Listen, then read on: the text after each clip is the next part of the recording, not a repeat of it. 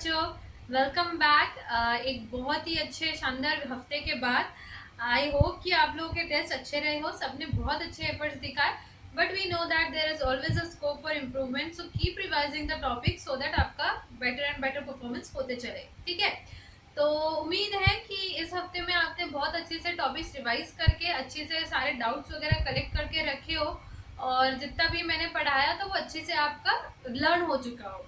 So do not only keep reading the things, writing the things, keep on memorizing the things, क्योंकि at the end of the day exam में सब बिना देखे ही attempt करना है। हम लोग छुट्टी पे मतलब कि टेस्ट वाले गैप पीरियड पे जाने से पहले बैलेंसिंग ऑफ केमिकल इक्वेशन सीख रहे थे, जिसमें हमने दो मेथड सीखी थी। एक हीट एंड ट्रायल मेथड थी, जिसको ट्रायल एंड एरर मेथड भी बोलते हैं, और दूसरा था हमारा परफेक्ट बैलेंस मेथड। तो परफेक्ट बैलेंस मेथड जो था वो एक तरीके से शॉर्टकट था just to verify your answer. अब उस पिछले वीडियो के एंड में मैंने कुछ आपको होमवर्क क्वेश्चंस दिए थे। वो होमवर्क क्वेश्चंस हम लोग डिस्कस करेंगे आज at the end of our video, but उससे पहले आज एक छोटा सा इंपॉर्टेंट टॉपिक डिस्कस कर लेते हैं, जिसका नाम है electrolysis of water. So electrolysis of water होता क्या है? यहाँ पे एक डायग्राम बना हुआ है जिसमें आपको दिख रहा होगा एक बीकर है। बीकर के अंदर कुछ लिक्विड फिल किया हुआ है which is nothing but water. यहाँ पे कुछ सेल्स का कलेक्शन है सीरीज में। ये जो एक पॉजिटिव बड़ा वाला पॉजिटिव टर्मिनल और नेगेटिव टर्मिनल को जोड़ देते हैं तो एक सेल बनता है। ठीक है, बहुत सारे सेल्स को जब आप सीरीज में लगाते हो तो एक पूरा बैटरी बनता है। तो एक बड़ा सा बैटरी है जो डीसी करंट सप्लाई करेगा। डीसी मतलब डायरेक्ट करंट। इलेक्ट्रिसिटी चैप्टर में आप स्टडी करोगे इस चीज को, direct current which has zero frequency, कुछ इस तरीके से फ्लो होता है। और ये करंट ज्यादा डेंजरस है एसी करंट से, क्योंकि इसमें कभी फ्रीक्वेंसी जीरो पे आती ही नहीं है, तो बहुत जोर का झटका लगता है। तो बी वेरी कॉन्शियस कि अगर आपको कहीं रियल लाइफ में डीसी करंट का सामना करना पड़े बड़े वोल्टेज का, ऑब्वियसली बैटरीज जो है 12 वोल्ट 15 वोल्ट की होती है, उससे कोई फर्क नहीं पड़ता है। ठीक है, तो जो बैटरी है इसका जो बड़ा वाला पार्ट है टर्मिनल है, ये पॉजिटिव टर्मिनल है। जो छोटा टर्मिनल होता है वो नेगेटिव टर्मिनल होता है। इस पॉजिटिव टर्मिनल को जो यहाँ पे आप देख रहे हैं मेटालिक नेल टाइप कुछ लगा हुआ है, खिल्ला सा। ठीक है, तो ये मेटालिक प्लेट होता है बेसिकली, जो इरिडियम या पैलेडियम मटेरियल का होगा, which are the least reactive kind of metals. अब ये जो प्लेट्स है ये वर्क करती है as the terminals through which electricity will be conducted in the beaker inside this liquid. ठीक है, तो ये लिक्विड में क्या होगा, करंट यहाँ से फ्लो होके इस टर्मिनल पे आएगा, यहाँ से लिक्विड में फ्लो होके इसके पास जाएगा, वापस यहाँ पे आएगा, तो सर्किट कंप्लीट हो रहा है। तो ये जो प्लेट्स है, ये जो मेटालिक पार्ट है, ये मेटल का प्लेट हो सकता है, मेटल का कुछ भी नेल या कुछ भी रॉड हो सकता है, या फिर कार्बन का रॉड हो सकता है। यहाँ पे हमने मेटालिक रॉड्स या प्लेट्स लिए हुए हैं। तो जो पॉजिटिव टर्मिनल को आके प्लेट लगता है उसको बोलते हैं एनोड। जो नेगेटिव टर्मिनल को कनेक्ट होता है उसको बोलते हैं cathode. You have to remember this thing. और जो इन जनरल वर्ड है इनके लिए वो है electrode. Electrode, so the electrode which is connected to the positive terminal of the battery is known as anode, whereas the electrode which is connected to the negative terminal of the battery is known as cathode. एक beaker है, इसके अंदर जो liquid है वो पानी है। Liquid जो है वो पानी है, तो पानी आपको पता होना चाहिए कि pure water is dash conductor of electricity, good और bad? Bad conductor. So water अगर प्योर फॉर्म में है तो वो बैड कंडक्टर ऑफ इलेक्ट्रिसिटी होता है, क्योंकि इलेक्ट्रिसिटी कंडक्ट होने के लिए कहीं पे भी हमें फ्री इलेक्ट्रॉन्स या फ्री आयंस का प्रेजेंस होना जरूरी है। तो हमारे पास वाटर अगर प्योर फॉर्म में है तो वो अपने आप डिसोसिएट नहीं हो सकता है, अपने आयंस में ब्रेक नहीं हो सकता है H positive and OH negative में। ऐसा करने के लिए उसको बहुत ज्यादा ओवर पोटेंशियल देना पड़ता है, which is not actually very easy. ठीक है, तो ऐसा नहीं हो पाता है इजीली कि वाटर अपने आयंस में ब्रेक हो जाए, इसलिए फ्री आयंस की कमी की वजह से प्योर वाटर कभी इलेक्ट्रिसिटी कंडक्ट नहीं करता है। अब आपने देखा होगा अपने आसपास घर पे कहीं भी पानी में बारिश के दिनों में कहीं ना कहीं हल्का सा करंट आ जाता है। कूलर, जनरली डेजर्ट कूलर अगर यूज कर रहे हैं आप, या फिर दीवारें गीली है, तो कहीं पे भी आपको अगर ऐसा फील हुआ होगा कि पानी से तो करंट फ्लो हो रहा है, मूवीज में देखा होगा, तो आप समझ लो कि वो पानी प्योर नहीं है, उसमें कुछ ना कुछ इम्प्योरिटीज डिजॉल्व है, नेचुरली जो आ रही है वाटर में फ्लो होके, या फिर कुछ सॉल्ट्स डिजॉल्व है। ठीक है, सो जो सी वाटर है उससे अगर कंपेयर करोगे आप नॉर्मल प्योर वाटर को, तो उसकी कंडक्टिविटी 1/1,000th टाइम होती है, 1/1,000th time, which is very very less. तो हमारा प्योर वाटर बैड कंडक्टर है, डिस्टिल्ड वाटर, लेकिन अभी यहाँ पे हमें तो इलेक्ट्रिसिटी कंडक्ट करवाना है, तो हम क्या कर सकते हैं, प्योर वाटर तो यूज नहीं कर सकते, लेकिन मुझे इलेक्ट्रोलिसिस तो वाटर का ही करवाना है, मतलब कि इलेक्ट्रिसिटी तो वाटर से ही कंडक्ट करवानी है। तो हमने क्या किया, वाटर में थोड़े से अमाउंट में इलेक्ट्रो कैटलिस्ट ऐड किया। क्या ऐड किया, इलेक्ट्रो कैटलिस्ट। अब कैटलिस्ट क्या होता है, ये वर्ड आप पहले भी सुन चुके हो। Catalyst is a particular kind of substance which changes the rate of reaction without itself participating into it. So catalyst इसमें पार्टिसिपेट नहीं करेगा, लेकिन इसका रिएक्शन बढ़ाएगा, स्पीड बढ़ाएगा या रिएक्शन होने में हेल्प करेगा, वो सिंपल कैटलिस्ट था। अब हमारे पास है इलेक्ट्रो कैटलिस्ट। तो इलेक्ट्रो कैटलिस्ट मतलब क्या, वो कैटलिस्ट जो एक इलेक्ट्रोलाइट होता है। इलेक्ट्रोलाइट क्या होता है, ये समझने के लिए पहले हम जान लेते कि इलेक्ट्रोलिसिस का मतलब क्या होता है। Electrolysis is the process which is carried out with the help of electricity, इसलिए इलेक्ट्रो वर्ड आता है, ठीक है। लिसिस मतलब breaking apart, so whenever any chemical substance is broken into its ion, ठीक है, when any substance ionizes or dissociates into its ion with the help of electricity, then this process is called as electrolysis of that particular substance. clear? तो हम यहाँ पे water को उसके ions में break करेंगे, जिसकी वजह से इलेक्ट्रिसिटी कंडक्ट होने वाली है इस लिक्विड के अंदर, इस बीकर के अंदर, और सर्किट कंप्लीट होगा, इसलिए हमने बोला इलेक्ट्रोलिसिस ऑफ वाटर। जो सब्सटेंस का इलेक्ट्रोलिसिस होता है या फिर जो सब्सटेंस बीकर के अंदर प्रेजेंट होता है which is actually conducting electricity which breaks into its ion is known as electrolyte. So the substance which actually breaks into its ion to conduct electricity is known as electrolyte. So electrolyte क्या होना चाहिए, हमेशा एक ionic substance होना चाहिए। अगर आप organic substance लोगे, लाइक आपने ग्लूकोज ले लिया, ग्लूकोज का सॉल्यूशन, या फिर अल्कोहल ले लिया, या फिर कार्बन का कोई भी ऑयल ले लिया, fatty acid, fatty oil sorry, तो वो सब यहाँ पे इलेक्ट्रिसिटी कंडक्ट नहीं करेंगे इतने अच्छे से जितने आपके जो आयोनिक कंपाउंड है वो करेंगे, या इनऑर्गेनिक कंपाउंड है वो करेंगे। तो इलेक्ट्रो कैटलिस्ट कौन कौन से सब्सटेंस हो सकते हैं, पहला तो एसिड हो सकता है, दूसरा बेस हो सकता है, तीसरा एक सॉल्ट हो सकता है, ठीक है। एसिड, बेस या फिर सॉल्ट। एसिड हमें पता है क्या रिलीज करते हैं, H पॉजिटिव आयंस रिलीज करते हैं ऑन डिसोसिएशन। बेसिस क्या रिलीज करते हैं, OH नेगेटिव आयंस रिलीज करते हैं डिसोसिएट होकर। सॉल्ट्स क्या रिलीज करते हैं, सपोज मेरे पास NaCl सॉल्ट है तो डिसोसिएट होगा Na positive plus Cl negative में, करेक्ट है, ठीक है। Na positive plus Cl negative में डिसोसिएट होगा NaCl। तो सॉल्ट्स ऑटोमेटिकली अपने आयंस में डिसोसिएट होते हैं, पॉजिटिव वाला कट्टी वाला आयन कटायन और नेगेटिव वाला अनायन, ठीक है। वैसे ही एसिड में H पॉजिटिव आएगा और नॉन मेटालिक पार्ट का अनायन आएगा, बेस में OH नेगेटिव आएगा और मेटालिक पार्ट का कटायन भी आएगा। ओके, अब आगे बढ़ते हैं। इलेक्ट्रोलिसिस, इलेक्ट्रोड एंड इलेक्ट्रोलाइट और इलेक्ट्रोकैटलिस्ट। आई होप आपको चार टर्म्स यहाँ पे क्लियर है। इलेक्ट्रोड क्या होती है, the conducting plates used for the process of electrolysis are known as electrodes. The electrode connected to positive terminal anode, the one connected to negative terminal cathode. Okay, अब आगे चलते हैं। यहाँ पे हो क्या रहा है, एक्चुअली इलेक्ट्रोलिसिस के बाद होने क्या वाला है, वाटर है मेरे पास H2O, ये ब्रेक होगा अपने आयंस में पॉजिटिव और नेगेटिव, और फाइनली ब्रेक होने के बाद वहां पे कुछ रिएक्शंस होंगे, जिसके बाद मुझे कुछ पॉजिटिव फाइनल रिजल्ट्स मिलने वाले हैं जो कि पर्टिकुलर इलेक्ट्रोड्स पे जाकर डिपॉजिट होने वाले हैं। तो मुझे फाइनल रिजल्ट मिलता है वाटर के डिकम्पोजिशन होने पर H2 और O2 गैस, ठीक है।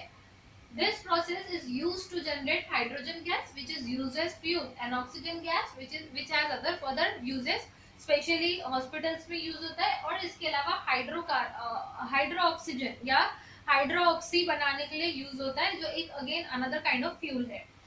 तो बैलेंस करना है इस रिएक्शन को, क्योंकि आप देख सकते हो कि यहाँ पे O का एक ही एटम है पर वहां पे दो एटम्स है।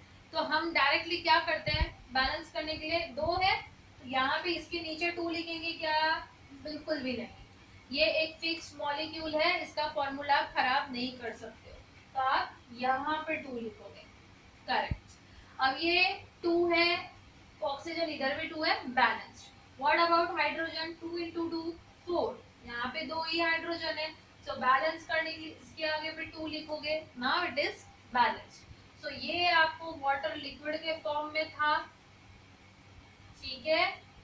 अब आपके पास यहाँ पे गैसियस फॉर्म में हाइड्रोजन है, गैसियस फॉर्म में ऑक्सीजन है, and this is the balanced chemical equation which is the resultant of this process which is known as electrolysis of water. तो ये इक्वेशन कैसे मिलती है, इसको हम स्टेप बाय स्टेप स्टडी करते हैं। इतना आप अपने नोटबुक में कॉपी डाउन कर लीजिए। तो यहाँ पे थोड़ा सा हम लोग डिटेलिंग समझ लेते हैं कि इलेक्ट्रिसिटी फ्लो कैसे होता है इस सर्किट में।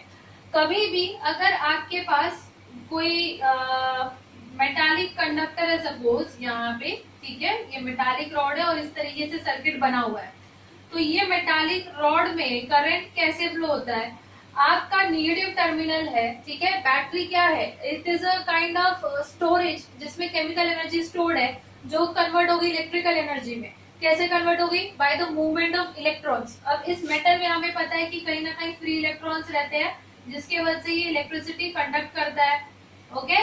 तो मेटल्स में फ्री इलेक्ट्रॉन्स होते हैं जिसकी वजह से इलेक्ट्रिसिटी कंडक्ट करते हैं उन फ्री इलेक्ट्रॉन्स के मूवमेंट की वजह से।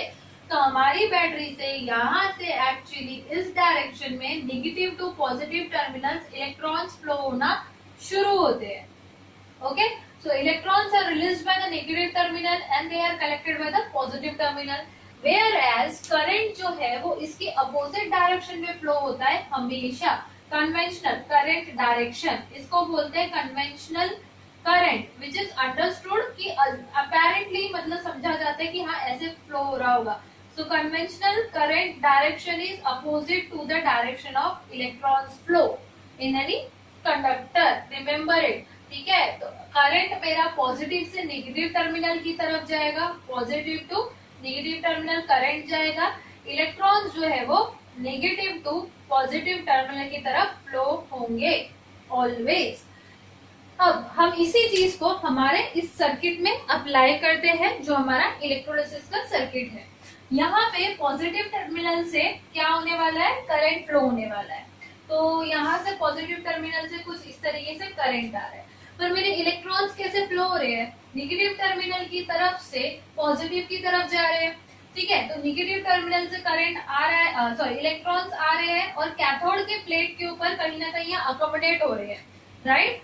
सो दिस इज कैथोड जो मैंने सी से डिनोट करके रखा हुआ है नीचे। अब ध्यान दे दें कैथोड को के से भी डिनोट किया जाता है, के, ठीक है, ग्रीक लेटर के, उसका जो नाम था ग्रीक में लैंग्वेज में उसके अकॉर्डिंग के, और एनोड को ए से ही डिनोट कर दे ऑलवेज, ठीक है। अगर आपको रेड मार्कर का इंक नहीं दिख रहा तो प्लीज एटलीस्ट ध्यान से सुनते चले जो मैं बोल रही हूँ। अब इलेक्ट्रॉन्स मेरे आगे कैथोड में, तो कैथोड की प्लेट पे यहाँ कहीं अकोमोडेट हो गए इलेक्ट्रॉन्स इस तरीके से। अब ये इलेक्ट्रॉन्स कहाँ जाएंगे, ये इलेक्ट्रॉन्स रिलीज होंगे हमारे सॉल्यूशन में। कैसे रिलीज होंगे, हमारे पास जो इलेक्ट्रो कैटलिस्ट है या जो भी इलेक्ट्रोलाइट है वो आयोनाइज होगा। जब उसके पॉजिटिव आयंस बनेंगे, कट्टी वाले कटायंस कैसे बनते हैं, लॉस ऑफ इलेक्ट्रॉन होता है, प्रोटॉन्स का चार्ज बढ़ता है, पॉजिटिव आयन क्रिएट होता है। तो पॉजिटिव आयन कहाँ अट्रैक्ट होगा, नेगेटिव टर्मिनल पे, राइट। सो पॉजिटिव आयंस मेरे आने वाले हैं नेगेटिव टर्मिनल के पास, ठीक है। अब ये आयंस यहाँ से इलेक्ट्रॉन्स लेने वाले हैं और वहां पे स्टेबल होने वाले हैं और वहां पे सेटल हो गए या रिलीज हो गए अगर गैसियस फॉर्म में, तो जो भी होगा। वैसे ही नेगेटिव आयंस कहाँ जाएंगे, जो इलेक्ट्रॉन्स गेन करने से आयंस बनने वाले हैं इलेक्ट्रोलाइट के, आने दो इलेक्ट्रॉन्स, वो आयंस जाएंगे हमारे negative terminal, sorry positive terminal anode के पास। Opposite charges always attract each other, so negative ions गए मेरे एनोड के पास। अब ये आयंस के पास एक्स्ट्रा इलेक्ट्रॉन्स है, so these will donate their electrons to this anode. जो एनोड इलेक्ट्रॉन्स चुरा के वापस ऊपर की ओर ले जाएगा इलेक्ट्रॉन्स को, और इस तरीके से यहाँ पे इलेक्ट्रॉन्स पॉजिटिव टर्मिनल पे पहुंच जाएंगे। और इलेक्ट्रॉन्स का क्या हो गया, पूरा का पूरा एक सर्कुलर पाथ कंप्लीट हो रहा है, विच मीन्स अब करंट जो है वो अपोजिट डायरेक्शन में फ्लो होना शुरू हो जाएगा। उसको एक क्लोज सर्किट मिल गया, एक क्लोज पाथ मिल गया है। करंट कहां से जाने वाला है, positive terminal to anode, anode to the electrolytes with the help of these ions, positive negative ions की हेल्प से वो ट्रांसमिट होगा हमारे कैथोड पे, फिर through cathode to negative terminal. उसी तरीके से electrons negative terminal to cathode, cathode to the ions के जरिए सॉल्यूशंस में, पॉजिटिव आयन नेगेटिव आयन इनके थ्रू फिर एनोड पे, एनोड से positive terminal of the battery. Clear? I hope कि आपको ये जो फ्लो है ये थोड़ा अच्छे से समझ गया होगा। ठीक है, रेड से आप इलेक्ट्रॉन्स का डायरेक्शन देख लें और ब्लू से करंट का। तो अब हम देखते हैं कि पर्टिकुलर कैथोड पे कौन सा गैस रिलीज होता है, एनोड पे कौन सा गैस रिलीज होता है।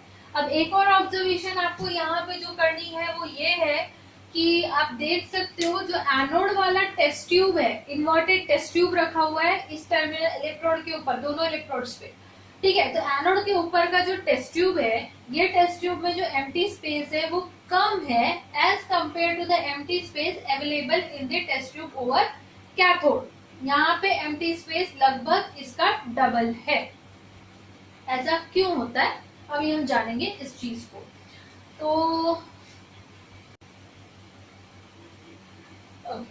सो अब हम देखते हैं कि पानी के साथ होने क्या वाला है अंदर। अब मेरे पास 2H2O है, ठीक है, ये ब्रेक होगा अपने आयंस के अंदर।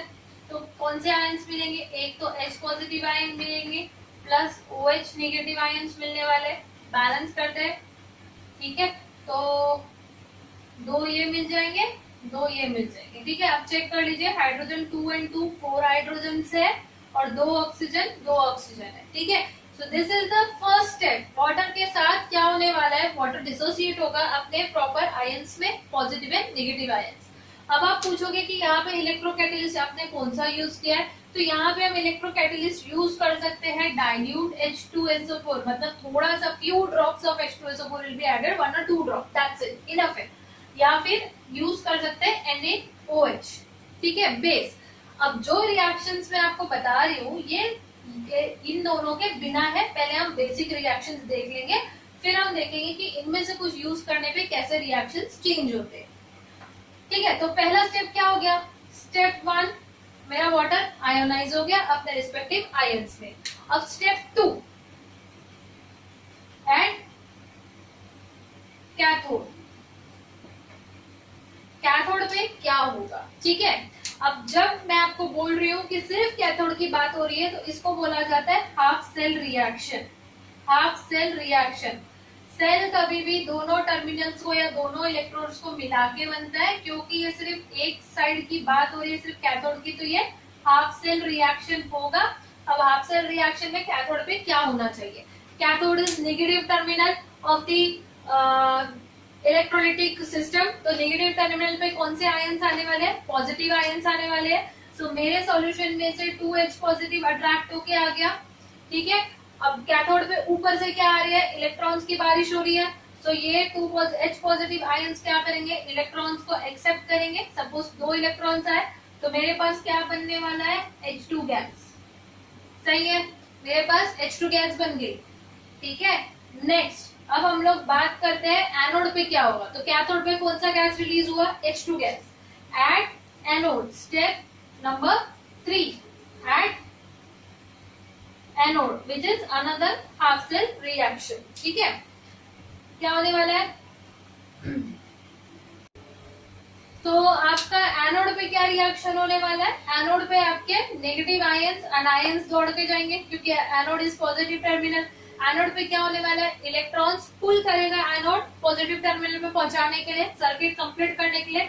तो आपके इसमें से इलेक्ट्रॉन्स लूज हो जाएंगे। इलेक्ट्रॉन्स लूज होने के बाद आपके पास क्या बन रहा है, half O2 plus H2O। Clear है, तो आप देख सकते हो कि मुझे एनोड पे यहाँ पे कौन सा गैस मिल रहा है, ऑक्सीजन गैस। एनोड पे मुझे ऑक्सीजन गैस मिल रहा है, कैथोड पे मुझे हाइड्रोजन गैस मिल रहा है। एक चीज जो ऑब्जर्व करनी है, हाइड्रोजन का एक मॉलिक्यूल मिला है पूरा एक, ऑक्सीजन का आधा मॉलिक्यूल मिल रहा है। मतलब हाइड्रोजन अगर 1 है, ऑक्सीजन हाफ है, हाइड्रोजन अगर 2 है तो ऑक्सीजन 1 है, राइट, है ना, डबल कर लो, अगर ये ट्वाइस है तो ये 1 हो जाएगा। सो क्या हो रहा है मेरे पास, हाइड्रोजन का जो वॉल्यूम है वो twice the volume of oxygen है। इस वजह से इस टेस्ट ट्यूब के अंदर का पानी जो है वो अंदर की तरफ पुश हो चुका है, क्योंकि यहाँ पे वेकेंट स्पेस में गैस भर रही है, वैसे इस टेस्ट ट्यूब के अंदर हो रहा है। ठीक है, तो ये टेस्ट ट्यूब लगाने का मकसद यही था कि हमें इन दोनों गैसेस का वॉल्यूम टैली करना था। तो मुझे टैली करने पे क्या पता चला कि हाइड्रोजन का volume double the volume of oxygen gas होता है। ठीक है, so this observation forms a very important question of your board exam. During the electrolysis of water, the gas obtained at cathode is twice in volume than the gas obtained at anode. Mention the gases obtained at the respective electrodes and mention the reason why the difference in the volume. ठीक है, तो आपको मालूम होना चाहिए कि cathode पे negative terminal है तो पॉजिटिव आयंस अट्रैक्ट होंगे, H पॉजिटिव तो हाइड्रोजन गैस ही बनेगा। एनोड इस पॉजिटिव टर्मिनल तो इस पे negative ions OH negative attract होंगे तो O2 गैस ही बनेगा। अब रही बात सेकंड क्वेश्चन की कि ये ट्वाइस वॉल्यूम में क्यों है ऑक्सीजन से, just to satisfy the law of conservation of mass. Law of conservation of mass क्या कहता है, number of atoms of any particular element must be equal on both the sides of any equation. तो यहाँ पे reactant पे 2 oxygen है तो product पे भी 2 होने चाहिए थे, हाइड्रोजन 4 है तो यहाँ भी 4 होने चाहिए थे। Hence to balance this chemical equation of electrolysis of water, we need to check that hydrogen का volume is double than the volume of oxygen। ठीक है, तो आप ये क्वेश्चन मेंशन करके ये आंसर विद एक्सप्लेनेशन लिख लेंगे अपने नोटबुक्स में अभी इसी वक्त। तो अब हम लोग देखते हैं कि ये जो हाफ सेल रिएक्शन से दो, जो कैथोड पे हो रहा है और जो एनोड पे हो रहा है, इन दोनों को मिला के हम फुल सेल रिएक्शन निकालने की कोशिश करते हैं, which means the final reaction जो मुझे ये मिलने वाला है। तो ये रिएक्शन कैसे मिलता है, step number 4 is to get the final result which is taken out by adding the steps, the reactions in this step 2 and 3 respectively। तो 2 और 3 में जो reactions है मेरे पास, जो इनको हम लोग ऐड करते हैं। ऐड करने से पहले एक चीज का ध्यान दे दे कि यहाँ पे हाफ है तो इसको ऐड करने में प्रॉब्लम होने वाली है, करेक्ट है। तो इसको ऐड करने के लिए हम लोग क्या कर लेंगे, इसको हम लोग इंटीजर या एक होल नंबर में कन्वर्ट करने की कोशिश करेंगे। सो हम पूरी इक्वेशन को अगर 2 से मल्टीप्लाई कर दें दोनों साइड्स पे तो कोई फर्क पड़ेगा क्या, by the law of mathematics कोई फर्क नहीं पड़ेगा। तो मैंने 2 से मल्टीप्लाई कर दिया तो ये कितना हो गया, 4 OH नेगेटिव, करेक्ट। इसको 2 से मल्टीप्लाई किया तो ये 1 हो गया, इसको 2 से मल्टीप्लाई किया तो ये 4 हो गया, 4 इलेक्ट्रॉन्स, और यहाँ पे 2H2O, सही है। अब हम दोनों को ऐड करते हैं, दोनों इक्वेशंस को ऐड करने की कोशिश करते हैं।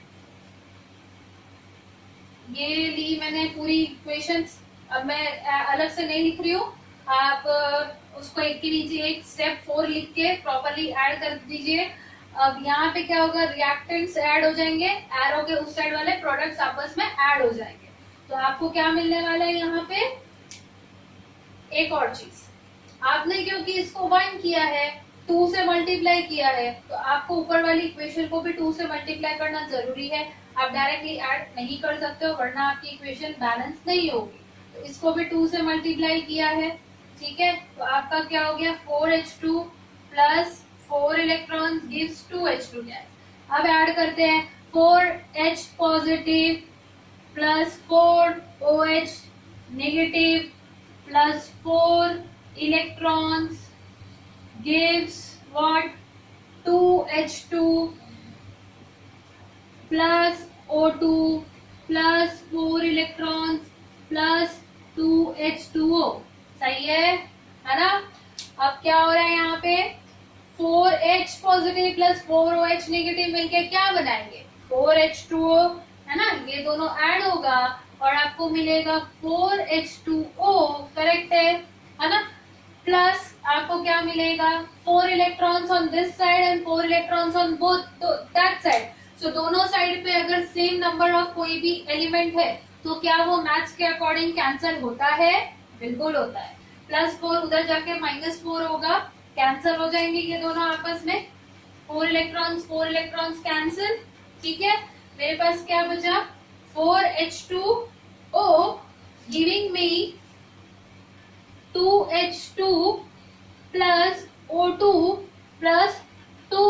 H2O और यहाँ पे 4H2O है और वहां पे 2H2O है। क्या वो 2H2O इधर आके माइनस हो सकता है? बिल्कुल हो सकता है।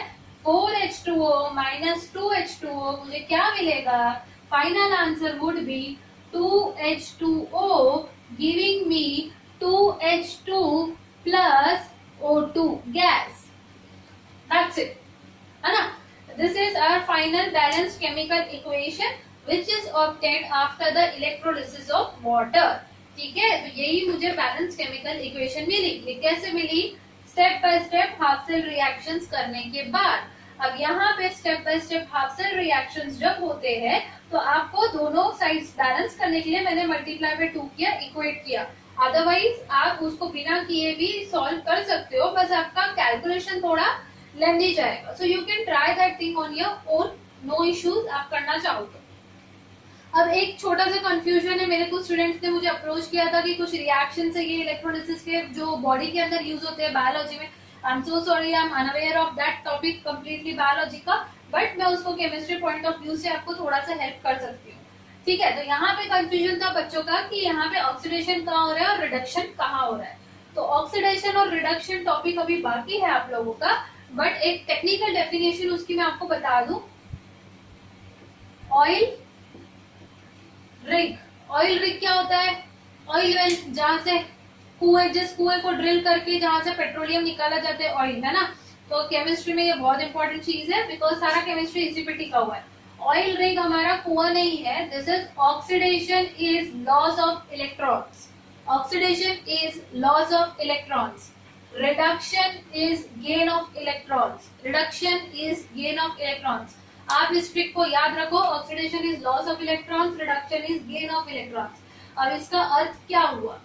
जहां पे जो भी एलिमेंट अपने इलेक्ट्रॉन्स लूज करेगा उसका ऑक्सीडेशन होने वाला है। कैथोड और एनोड के रिएक्शन में आपको क्या लगता है किसने अपने इलेक्ट्रॉन्स लूज किए? कौन से आयन ने? OH नेगेटिव आयन ने इलेक्ट्रॉन्स लूज किए ऑक्सीजन फॉर्म करने के लिए, राइट? तो एनोड पे आपका हो रहा है ऑक्सीडेशन रिएक्शन। ऑलवेज आपका जो नॉर्मल इलेक्ट्रोकेमिकल इलेक्ट्रोलिसिस होगा उस पे एनोड पे ऑक्सीडेशन होगा। वैसे ही आपका कैथोड पे यहाँ पे देख रहे हो आप गेन ऑफ इलेक्ट्रॉन्स हो रहा है, right? H positive ion electrons gain कर रहा है। So this is reduction reaction. ठीक है, तो कैथोड पे आपका हमेशा रिडक्शन रिएक्शन होगा। ओके, तो इस चीज को आप समझ लीजिए और इसके अकॉर्डिंग अब आप कोशिश कीजिए कि शायद आपको बायोलॉजी में कुछ हेल्प हो सके ये रिएक्शन समझने के बाद।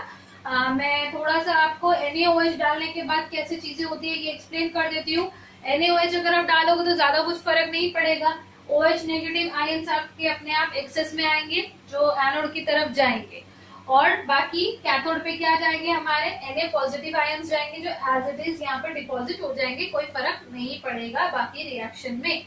H पॉजिटिव आयन आके अपना यही काम करते रहेंगे। नेक्स्ट, अगर आप H2SO4 डालोगे same thing will happen, H positive ion excess में आएंगे, सेम रिएक्शन कैथोड पे होगी with excess of H positive ion, अपना कैथोड पे हाइड्रोजन गैस प्रोड्यूस होते रहेगा।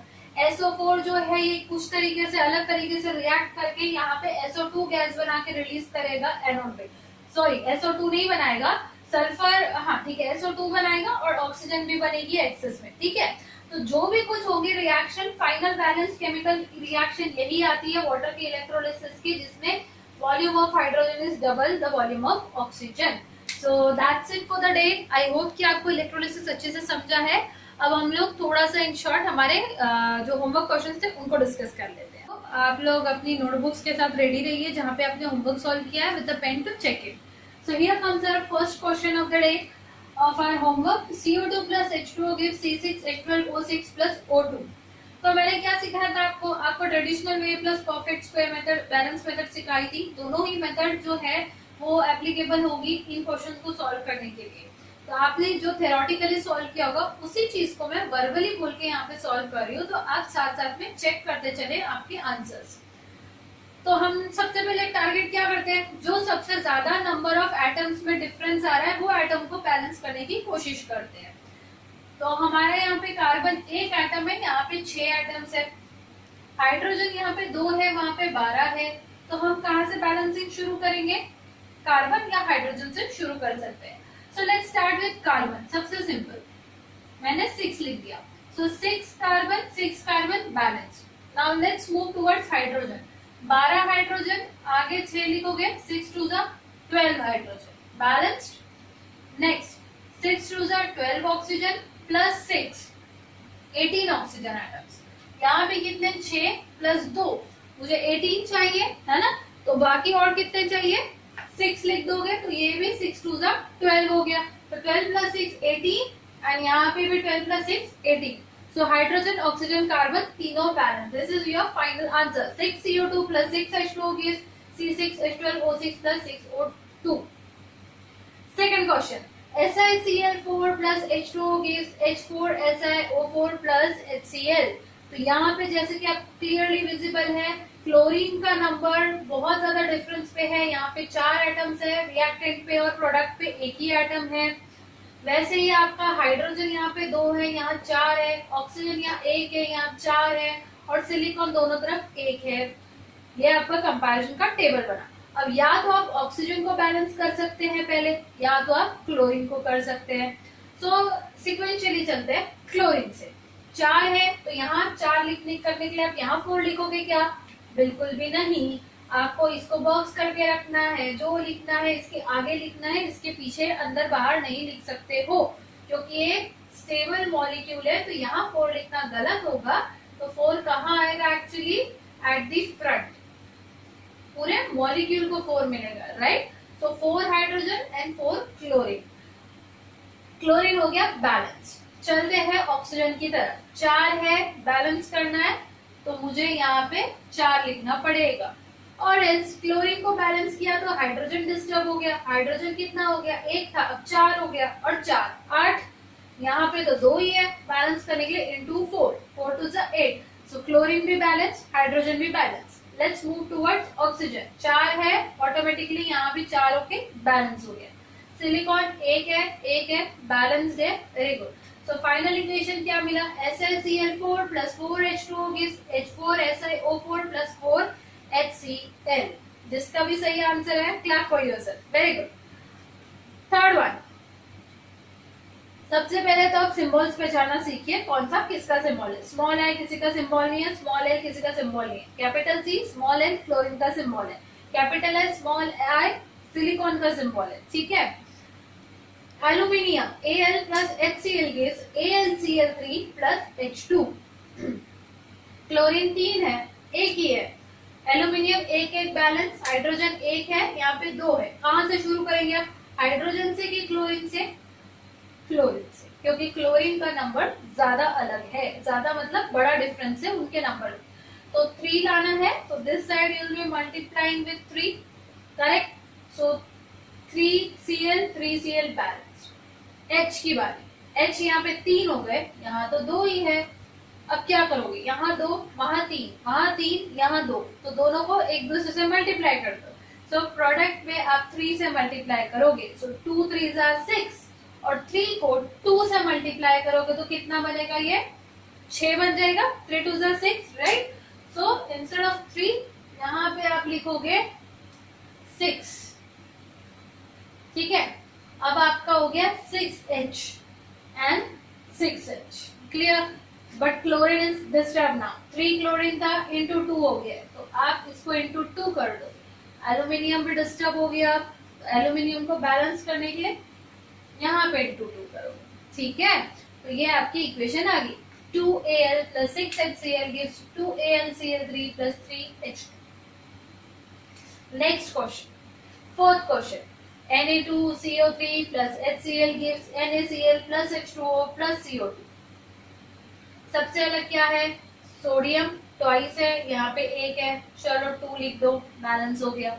क्लोरीन यहाँ पे 2 है, यहाँ तो 1 ही है, ठीक है। हाइड्रोजन 2 है, यहाँ तो 1 ही है, 2 लिख दो, दोनों बैलेंस हो गए। हाइड्रोजन भी 2, क्लोरीन भी 2। कार्बन 1 है, यहाँ पे 1 है बैलेंस। ऑक्सीजन 3 है, यहाँ पे 2 और 1 3 है बैलेंस। ऐसा ना करिएगा कि यहाँ पे CO3 है, इधर तो CO3 है ही नहीं। CO3 कोई एलिमेंट नहीं होता है, कार्बन अलग एलिमेंट है, ऑक्सीजन अलग एलिमेंट है। तो कार्बन अलग से काउंट होगा, ऑक्सीजन अलग अलग काउंट होगा, ठीक है। Okay, so Na2CO3 plus twice HCl gives twice NaCl plus H2O plus CO2. सारे ही एलिमेंट्स का साइज इक्वल लिखेंगे, कोई भी कुपोषित नहीं होगा, सारे अपने इंडिविजुअल एलिमेंट्स के सिंबल्स है। Fifth question, C7H6O2 plus O2 gives CO2 plus H2O. क्या करना होगा यहाँ पे? अब 7 है, 1 है, बैलेंस करो 7 लिख के, ठीक है। थोड़ा ट्रिकी क्वेश्चन है, नेक्स्ट लेवल का, ध्यान से देखें। अब हाइड्रोजन की बारी। हाइड्रोजन 6 है, यहाँ पे तो 2 ही है, बैलेंस करने के लिए 3 लिखोगे, करेक्ट। बट अब क्या प्रॉब्लम हो गया, ऑक्सीजन की तरफ चलते हैं। 2 and 2 4 इवन नंबर है, 2 + 2 4। इधर क्या हो रहा है, 7 2 14, डन, यहाँ तक ठीक है। यहाँ पे 3 ऑड नंबर है, करेक्ट। तो आप चाहे यहाँ पे ऑक्सीजन को किससे भी, यहाँ पे ज्यादा है 14 + 3 17, आप इसको 17 का भी कर पाओगे। Even plus even will be always even, odd number में आंसर आएगा ही नहीं। आप इसको किसी से भी मल्टीप्लाई करो, तो आपको क्या करना पड़ेगा, ऑड वाले नंबर को पहले तो इवन में कन्वर्ट कर लो। इवन ऑड में नहीं हो सकता, पर ऑड इवन में कन्वर्ट हो सकता है। सो मल्टीप्लाई 3 with 2, तो जैसे ही करोगे यहाँ क्या आ जाएगा 6, है ना। 6 आ गया, तो हाइड्रोजन कितना हो गया, 6 2 12। यहाँ कितना था, 6 into 2 12। कार्बन डिस्टर्ब हो गया, 7 2 14, इसको भी मल्टीप्लाई बाय 2 करोगे, है ना। तो यहाँ क्या लिखना पड़ेगा आपको, 14। ओके, तो carbon 14 balanced, hydrogen 6 2 12, 6 2 12 balanced, oxygen 2 2 4 plus 2 6, 14 2 28 plus 6 34, 34 है, और वहां पे कितने हैं, 6 ही है, इधर बैलेंस करना पड़ेगा, ठीक है। तो 34 मुझे चाहिए, प्रोडक्ट साइड में टोटल ऑक्सीजन 34 है, यहाँ पे 2 2 4, इसको कुछ नहीं छेड़ सकते हम। अगर यहाँ चेंज करोगे तो कार्बन और हाइड्रोजन फिर डिस्टर्ब हो जाएगा, तो हम इसको नहीं छेड़ेंगे। यहाँ पे दिख रहा है मुझे अकेला ऑक्सीजन है, यहाँ पे हम एडजस्टमेंट करने की कोशिश करेंगे। 4 हो गए, मुझे और कितने चाहिए, 34 में से 4 होने के बाद 30, तो यहाँ पे इंटू 15 कर सकते हो क्या, 15 2 30, हाँ कर सकते हैं। इक्वेशन बैलेंस हो गया है, चेक कीजिए, हाइड्रोजन कार्बन ऑक्सीजन तीनों का number equal. So balance equation is 2C7H6O2 plus 15O2 giving 14CO2 plus 6H2O. Done. Sixth question. Fe2SO4 thrice plus KOH gives K2SO4 plus FeOH thrice. ठीक है, Fe2SO4 thrice, इसको read करना सीखे आप। अब इसका मतलब क्या है, Fe क्या होता है, आयरन। आयरन के 2 एटम्स है, सल्फर, ये SO4 सल्फेट आयरन है। SO4 पूरा 3 बार है, जिसमें सल्फर सिर्फ 3 बार है, ऑक्सीजन 4 into 3 12 टाइम्स है। यहाँ पे मल्टीप्लाई होगा, एडिशन नहीं होगा। Oxygen is 4 into 3 12 times. वैसे ही यहाँ पे ऑक्सीजन 3 बार है, हाइड्रोजन 3 बार है। अब यहाँ कोई नंबर होता, सपोज x, तो Fe x बार होता, ऑक्सीजन x, H जो होता, sorry oxygen 3 into x, hydrogen 3 into x, ठीक है। पीछे के और आगे के नंबर्स मल्टीप्लाई होते हैं, टर्म्स ऐड होते हैं, ये ध्यान में रहना चाहिए। चेक करते हैं। अब गलती से यहाँ पे सल्फेट आयन पूरा एज इट इज प्रोडक्ट में भी प्रेजेंट है, अच्छी बात है, बैलेंस करना इजी होगा। वरना जैसे यहाँ पे कार्बोनेट ब्रेक हुआ था, वो चीज हो सकती थी, तो हम उसको अलग तरीके से डील करते हैं, सल्फर को अलग काउंट करते हैं, ऑक्सीजन को अलग। सल्फेट कितनी बार है, 1 बार, यहाँ पे 3 बार, हो गया बैलेंस। अब 6 3 2 6 पोटेशियम, 6 पोटेशियम बैलेंस्ड, अब OH कितनी बार है यहाँ पे 6 टाइम्स, ठीक है, ये तो 3 ही बार है, 2 लिखोगे बैलेंस्ड, यस। अब यहाँ पे आयरन 2 बार हो गया है, आयरन 2 बार है, balanced. So balance equation Fe2SO4 thrice plus 6KOH giving thrice K2SO4 plus twice FeOH thrice। आगे चलते हैं 7th क्वेश्चन की तरफ। 7th क्वेश्चन में अब आपको थोड़ा सा वहां पे करेक्शन करना पड़ेगा। आपका जो 7th क्वेश्चन है इसमें ये फॉर्मूला जो है कैल्शियम फॉस्फेट का ये गलत है, ये Ca3PO4 होना चाहिए था, ठीक है, क्योंकि फॉस्फेट का ऑक्सीडेशन स्टेट 3 माइनस, कैल्शियम का 2 प्लस होता है। अगर आपने फॉर्मूले बनाने अच्छी से सीखे हैं 9th स्टैंडर्ड में तो आपको ये फॉर्मूला बनाना आना चाहिए, Ca2PO4 Ca3PO4 ट्वाइस। हार्डली मुझे एक दो स्टूडेंट्स ने ये सही करके भेजा था आंसर, बाकी सबने मेरे ख्याल से ये होमवर्क सॉल्व किए नहीं किए पता नहीं, ये क्वेश्चन तो सॉल्व किया ही नहीं है, ठीक है। So specially I appreciate Ayaan जिसने मुझे इसका करेक्ट आंसर इसको रेक्टिफाई करके भेजा था। Okay, so good, very good Ayaan. ये क्वेश्चन को अभी के लिए हम स्किप करते हैं, इसको हम लेटर ऑन देखेंगे, इसमें प्रोडक्ट में भी थोड़ा सा एरर है, इसको अभी छोड़ देते हैं। अगला question 8th question, KClO3 gives KClO4 plus KCl। Oxygen 4 है, ऑक्सीजन 3 है, बैलेंस कैसे होगा, क्रॉस मल्टीप्लाई, इधर 4 से करो इधर 3 से मल्टीप्लाई करो, सही है। तो KCl कितना हो गया 4 टाइम्स K 4 टाइम्स क्लोरीन, 3 बार K 3 बार क्लोरीन, 1 बार K 1 बार क्लोरीन ऐड किया, balance 4 4। So balance equation 4 KClO3 gives 3 KClO4 plus KCl, यहाँ 1 आएगा, कुछ नहीं आएगा, done. 9th question, Al2SO4 thrice gives CaOH twice, Al2SO4 thrice plus CaOH twice gives AlOH thrice plus CaSO4। So let's balance it। SO4 3 बार है, वहां एक ही बार है, तो आप यहाँ पे 3 लिखोगे, है ना, हो गया बैलेंस। अब आगे चलते हैं, कैल्शियम 3 बार है, बैलेंस, OH की बारी और सल्फेट की बारी, सल्फेट बैलेंस हो चुका था, OH 3 2 6, वहां 3 बार है, तो आप 2 लिखो, aluminium automatically balance. So I am reading the final answer, Al2SO4 thrice plus 3 CaOH twice gives twice AlOH thrice plus 3 CaSO4। Last but not the least, one of the important question, H2SO4 plus Hi gives H2S plus I2 plus H2O। SO4 एक बार है, वहां पे कहीं SO4 नहीं है, तो आपको क्या करना पड़ेगा, अलग अलग काउंट करना पड़ेगा सल्फर को और ऑक्सीजन को, ठीक है। तो यहाँ पे कितने हाइड्रोजन है, 2 और 1 3, वहां पे 2 और 2 4, बैलेंस किधर करोगे आप, देखते हैं, सल्फर 1 है बैलेंस है, नो टेंशन। ऑक्सीजन 4 बार है, उधर एक ही बार है, बैलेंस करना पड़ेगा ऑक्सीजन को। आयोडीन 1 बार है, उधर 2 बार है, आयोडीन बैलेंस करना। कहाँ से शुरू करोगे, सबसे ज्यादा बड़ा डिफरेंस किसके नंबर ऑफ एटम्स में है, ऑक्सीजन 4 है, उधर 1 है, तो आप यहाँ लिखोगे 4, करेक्ट। तो आपके पास आ गया 4H2O।